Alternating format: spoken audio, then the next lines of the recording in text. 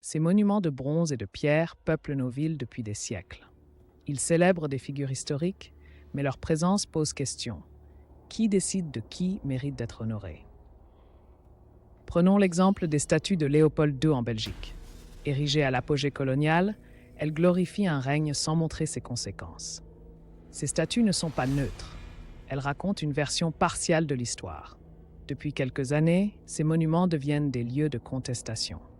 En 2020, une statue de Léopold II à Anvers a été vandalisée puis retirée. Pour les descendants des victimes du Congo, ces statues blessent.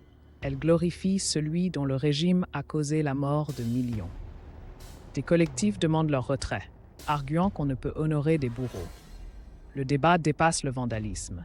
Il interroge notre rapport à la mémoire collective. Certains musées tentent une approche nuancée. En 2022, le musée Africa de Tervuren a intégré des statues controversées dans une exposition critique. Des plaques explicatives contextualisent désormais leur origine et les crimes coloniaux.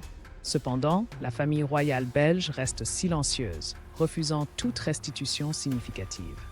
Cette frilosité montre les limites du compromis. Peut-on vraiment réformer des symboles d'oppression sans les déconstruire? Des artistes proposent des solutions créatives. À Bruxelles, une installation a temporairement décapité une statue de Léopold II, invitant à reconsidérer son héritage. D'autres villes optent pour des contre-monuments. À Ostende, une œuvre contemporaine rend hommage aux victimes congolaises. Ces démarches ne gomment pas l'histoire.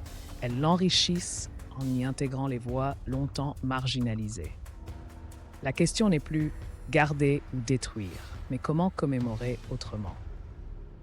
Le débat sur ces statues révèle une société en mutation. En 2023, une commission belge a recommandé de retirer certains monuments coloniaux des espaces publics. Mais l'enjeu dépasse le simple déboulonnage.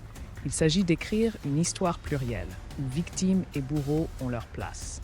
Comme le montre le mémorial aux victimes coloniales en construction à Bruxelles, la mémoire n'est pas figée. Elle vit, évolue et doit refléter nos valeurs actuelles. Interroger ces statues, c'est enfin écouter ceux qu'elles ont trop longtemps réduits au silence.